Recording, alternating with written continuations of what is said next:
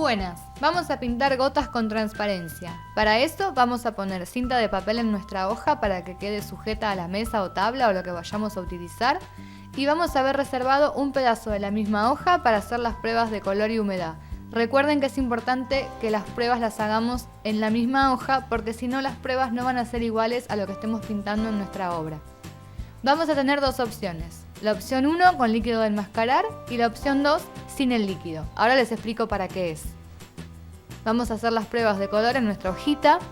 Yo voy a tomar azules porque voy a hacer gotas a través de un cristal.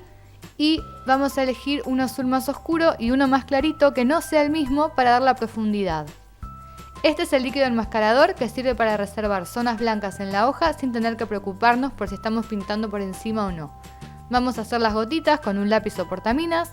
Recuerden que son gotas, no círculos, así que no tienen que estar idénticas.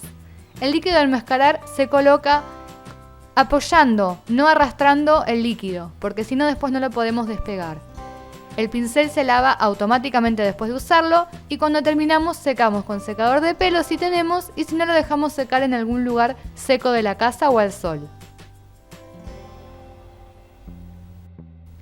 Para ver si está seco del todo vamos a apoyar las yemas de los dedos y si está pegajoso pero no queda ningún resto en los dedos es porque ya está bien. Es importante que esté bien seco porque si no al pintar vamos a arrastrar el líquido y no nos va a servir.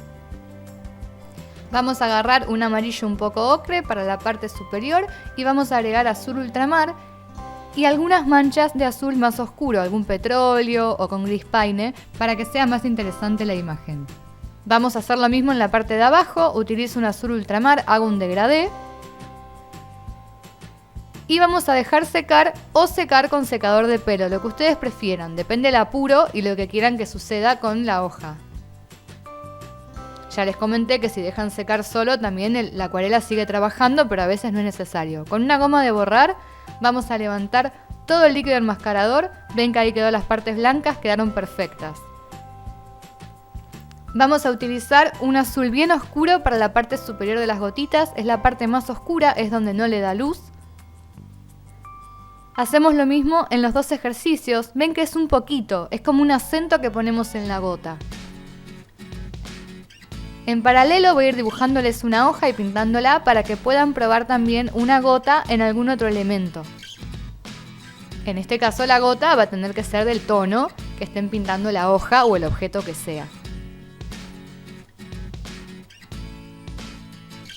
Vamos con un azul un poco más clarito y vamos sin mezclar a apoyar al lado de la parte oscura de las gotitas. Ahora enjuagamos el pincel que si bien está húmedo lo vamos a secar un poquito y vamos a lograr un degradé de la parte más clarita al blanco en el primero y de la parte más clarita a lo que es el fondo en el segundo ejercicio. ¿Ven cómo va creando volumen? En la segunda lo que podemos hacer para levantar un poco de color es, con el pincel húmedo, pero no chorreando agua, sino más bien sequito, vamos levantando. Y ven que ahí levanté el azul ultramar del fondo, generando que aparezca blanco o un azul mucho más clarito. Y por último vamos a ponerle sombra a las gotitas, que no es en la gota, sino en la parte del cristal. Esto sería por debajo. Esto es para que se genere la profundidad y que se note que las gotas están por encima. También podemos hacer un degradé con el pincel siempre limpio, expandiendo un poco, eso váyanlo probando. Y por último vamos a utilizar témpera blanca para poner los brillitos de luz en las partes oscuras de la gota. Importante que sea témpera blanca como ya hemos hablado, porque la acuarela es por transparencia opaca, entonces la témpera nos va a permitir ese brillo que necesitamos.